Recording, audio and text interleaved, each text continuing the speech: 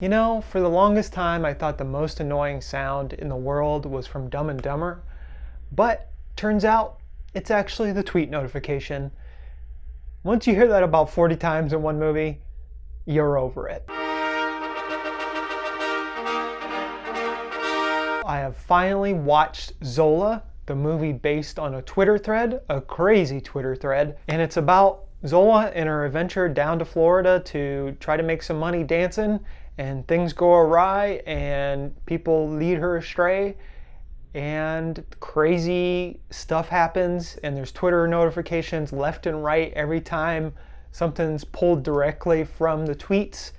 But yeah, if you don't know the backstory, a couple years ago, Zola, who's the main character in this movie but is also a real life person, she was like, let me tell you guys a story, and proceeded to do 148 tweets of just like this wild trip to Florida where she thought she was going to be dancing. Instead, she got roped into some prostitution and she wasn't about to have it, but she still tried to make as much money as she could while she was there. And she runs into a pimp. She runs into all these weird, crazy characters that you only see in movies, but some people have these. This is real life for some people, and that was Zola's life. And man, what a movie, what a tweet thread. Every day on Twitter, there's a new main character, and in Zola, there's like a million main characters. Zola she's basically the conduit for the audience in this movie. She's played by Taylor Page. Riley Keough is also in this movie. Coleman Domingo's in it. It's directed by Janixa Bravo. And I think the best way to describe it, it's like if social media came to life and was a movie. It's a bunch of vignettes put together to tell a story about one wild trip to Florida.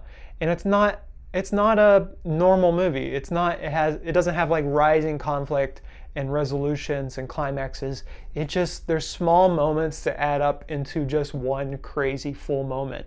And I think that perfectly sums up what tweet threads are, because not every tweet in a tweet thread is as exciting as the next one or the previous one. The best parts of Zola are the quiet moments for me. Honestly, let me rephrase that. The quiet moments in the chaos. Because anytime we cut to Taylor Page as Zola, her reaction on her face is like us in that moment. You're like, whoa, this is really happening. I'm sure the story has been mutated to be more cinematic, but overall the story is truthful. Truthiness, as Stephen Colbert used to say. Riley Keough with her accent is just like, man, it's just so good. She is the main character for a long time in this movie, and then the pimp who's played by Coleman Domingo is also another main character. The acting here is amazing, and I love the cinematography and editing of this because it very clearly wants you to understand it's not a normal movie. It's short film vignettes connected with some tissue of driving around Florida. And I think that encapsulates a lot of what this story is. And I really enjoyed that. Janixa Bravo does some really good directing here. Taylor Page is great as Zola. Riley Keough is great. Coleman Domingo's great.